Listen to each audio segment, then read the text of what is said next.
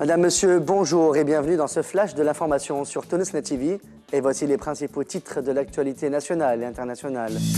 À Sfax, des citoyens appellent à la réalisation des objectifs de la révolution. À Djerba, les agents de la Poste continuent le port du brassard rouge. Un Tunisien impliqué dans l'attaque de Benghazi refuse d'être interrogé par le FBI. À Mehdi, arrestation d'un escroc qui faisait croire à des hommes d'affaires qu'ils avaient des trésors cachés chez eux. Et à l'étranger, manifestation au Koweït, sécurité renforcée.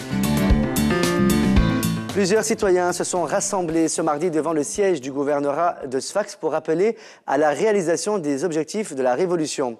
Le président du Conseil de la protection de la révolution de la région, Hamadi Ma'amr, a expliqué que ces mouvements de contestation viennent seulement dans le but de protéger la révolution et rien d'autre. La place de Mohamed Ali au centre-ville de Tunis a été ravagée hier par des individus qui ont attaqué le siège de l'Union générale des travailleurs tunisiens, l'UGTT, au moment où l'Union s'apprêtait à une marche pacifique à l'occasion de la commémoration du 60e anniversaire de l'assassinat de Farhat Hachet. Plusieurs personnes, dont des membres de l'UGTT, ont été blessées. Arfaïd Arfaï, secrétaire général adjoint, tabassé, accuse la Ligue de la protection de la révolution d'attaquer le siège de l'UGTT. Il a également indiqué que 3 autres secrétaires adjoints, dont Samir Chafi, sont blessés et que ces groupes sont bien organisés. Les affrontements se sont poursuivis entre les citoyens et des groupes qui n'ont pas encore été identifiés. Le directeur du cabinet du président de la République provisoire, Ahmed Daimi, a déclaré ce mardi que les prochains jours connaîtront un remaniement ministériel et une diminution du nombre de portefeuilles, et ce après l'appel lancé dans ce sens par le président de la République provisoire, Mansour al-Marzouki, dans son intervention télévisée suite aux événements de Silienne. Les agents de la Poste à Djerba, dans le gouvernorat de Médine, continuent de porter le brassard rouge. Un mouvement de protestation qui a commencé lundi 3 décembre et qui se prolongera jusqu'au mercredi 5 décembre. Selon l'un des membres de l'Union régionale du travail, tous les accords antérieurs sont tombés dans les oubliettes et les agents de la Poste revendiquent la réactivation de ces accords. Ali Harzi, un Tunisien soupçonné d'avoir participé à l'attaque meurtrière contre le consulat américain le 11 septembre en Libye, a refusé d'être interrogé par des agents du FBI venus en Tunisie où il est en détention. Le jeune homme, né en 1986, avait été arrêté puis expulsé le 11 octobre de Turquie vers la Tunisie où il a été inculpé d'appartenance à un groupe terroriste. Les agents du FBI ont voulu l'interroger comme témoin, mais il a refusé, a indiqué Abdelbass Ben Barek, l'avocat du suspect Ali Harzi, dénonçant une ingérence dans les affaires de la justice tunisienne et de la Tunisie. Il a précisé que la tentative d'interrogatoire avait eu lieu dans le secret il y a une dizaine de jours sans que la défense en soit informée. La police judiciaire de la garde nationale de Mehdi a entamé une enquête avec un escroc dont plusieurs hommes d'affaires de la région assurent en être la victime. L'individu en question faisait croire à ces richissimes hommes d'affaires qu'ils avaient des trésors cachés chez eux avant de leur retirer de l'argent contre l'extraction de ce trésor imaginaire. La dernière victime en date aurait déboursé 75 000 dinars. À la fin des travaux d'extraction, l'escroc présentait à ses victimes une pièce en plâtre dans un sac en cuir. Le ministre de la Santé publique, Abdeltif Mekki, et le ministre des Droits de l'Homme et de la Justice transitionnelle, Samir Dilou, ont rendu visite aux agents de l'ordre blessés lors des affrontements de Silienne. Les policiers blessés se trouvent actuellement à l'hôpital de la Marsa.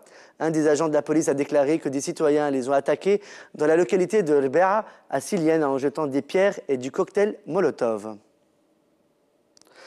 105 personnes recherchées et impliquées dans différentes affaires ont été arrêtées dans le gouvernorat de Jendouba durant le mois de novembre. Les forces de sécurité ont également réussi à arrêter 18 délinquants en flagrant délit de vol avec violence dans des commerces et consommation de drogue. Pouria Amir Shahin, secrétaire national du PS, Parti socialiste en France, a demandé officiellement l'ouverture des archives françaises sur l'assassinat de Farhat Hachet en 1952. Pouria Amir Shahin a déclaré lors d'une conférence de presse tenue ce lundi 3 décembre à Tunis qu'il avait rencontré des responsables politiques, notamment Mosfa Ben Jafar, président de l'ANC, et Hossein Jazili, secrétaire de l'État chargé de l'immigration et le parti Nidetouns.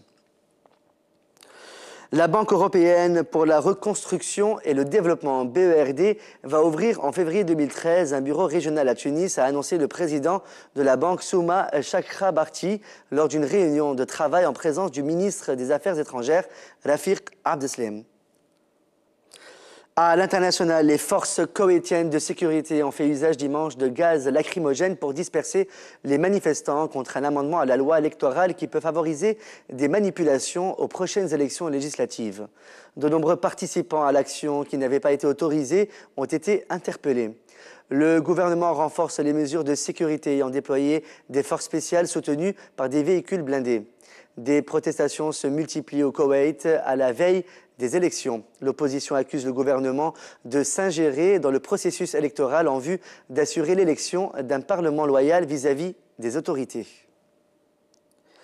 Le président américain Barack Obama a menacé lundi de conséquences son homologue syrien Bachar al-Assad s'il faisait usage d'armes chimiques, un responsable américain affirmant que Damas était en train de mélanger des composants nécessaires à la militarisation du gaz sarin. Sans que l'on sache si la décision est liée, l'ONU a annoncé qu'elle suspendait ses opérations en Syrie en raison de la dégradation de la sécurité, un mouvement suivi par l'Union européenne qui a décidé de réduire sa délégation au minimum. Les ambassadeurs israéliens à Paris et à Londres ont été convoqués ce lundi 3 décembre, respectivement au Quai d'Orsay et au Foreign Office, ministère des Affaires étrangères français et britannique, pour s'expliquer sur le projet du gouvernement israélien de construire 3000 logements en Cisjordanie et Al-Quds. C'est la fin de ce flash de l'actualité sur Tonosna TV. Merci de votre fidélité. Excellente journée à vous. On reprend avec le plateau de la matinale. À demain.